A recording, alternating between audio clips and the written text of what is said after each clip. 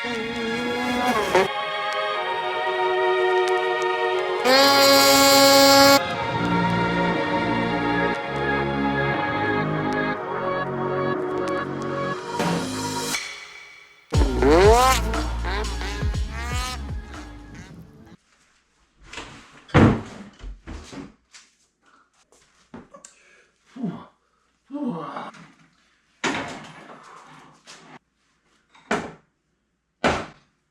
where I think I'm in trouble on this one is just how high the motor's got to go.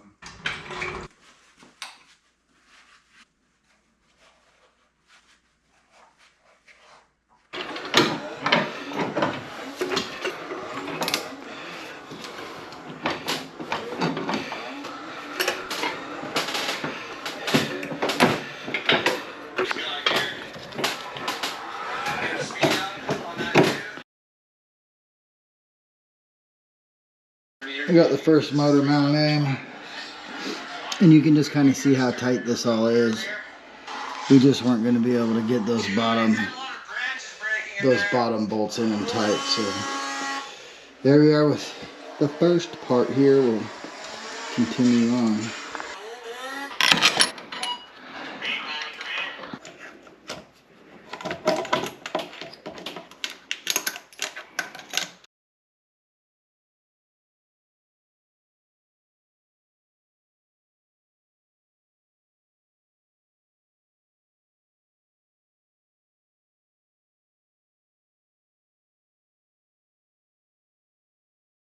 So we've kind of cleaned all this up.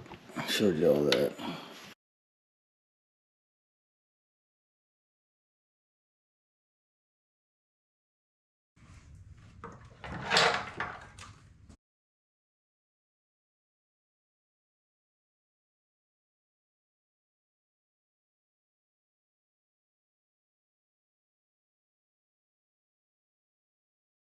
Moving right along, moving right along.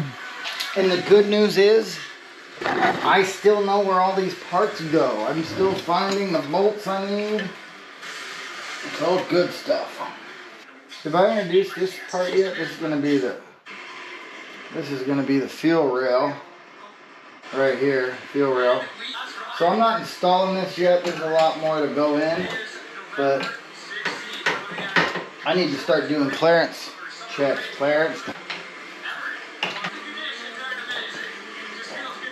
Kind of what I see that I've got going on here.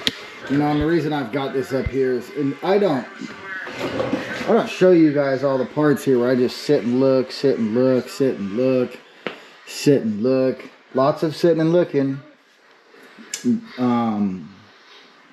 know, because I'm only half a mechanic, one reason. I'm mostly just trying to figure out how this thing goes back together. But the other reason is, you know, I'm trying to figure out how to route stuff. You know, I'm seeing a large channel here. There's a large channel here that's going to be mostly unobstructed.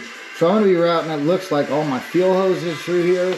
I'll route coolant hoses through here. I'm going to route probably not a whole lot of electrical. It's probably mostly just going to be coolant and fuel lines, but I'm just, you know, you got to kind of see where your routes are. This is when you're building a snowmobile like this, or you're doing a turbo install on any of your stuff, I'll tell you right now, this is what's going to make or break it. The devil is absolutely in the details. If you pay attention to your routing, if you pay attention to how you're protecting your hoses, right? We're protecting all of our hoses from heat.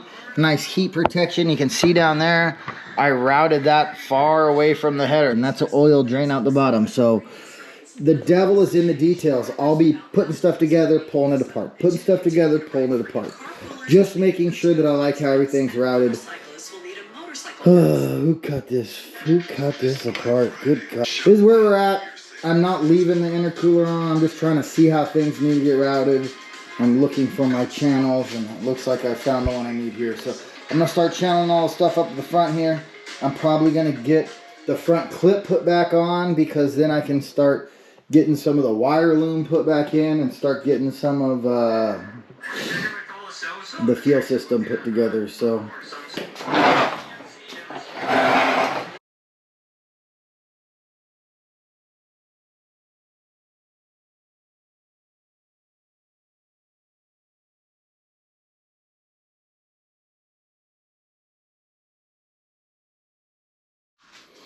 Well, here's where we've kind of gotten to. I've still got a ton of wiring stuff to do. But the turbo is installed. You can kind of see that everything worked out real nice as far as the exhaust exiting the vehicle. We are going to continue with the tunnel dump exhaust, although I might go and rock a side dump exhaust here. Roll this exhaust just right up out here and right through there. We'll see about that. But for right now, we're running with this.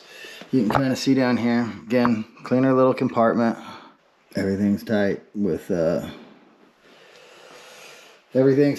cooler mod. You know, we've pushed this front cooler forward right here. You can kind of see the old where the rivets were, but we've pushed the cooler forward to accommodate for a bigger track. You could only accommodate 2-inch track. Now we can go 3 1/4 track, or we can do a 2.5-inch track with 8-tooth drivers. I do believe that the 8-tooth drivers is what's going to go and get us the track speed that we need. I think we'll just run out of gear no matter what without 8-tooth drivers. And as soon as we get full shift on the clutching, I do have these clutches machined for an overdrive, so hopefully that'll pick up 5 more mile-an-hour track speed. Maybe not full 5, it might only get me 1 or 2. And the full 17 pounds of boost that we're going to be running. Hopefully we can get pretty close to that triple-digit track speed that I crave so much. Set big goals, see if we can't get there, but I do think at 300 horse this ought to be pretty close to getting the track speed I require. So we'll see. Coming right along. Catch you later.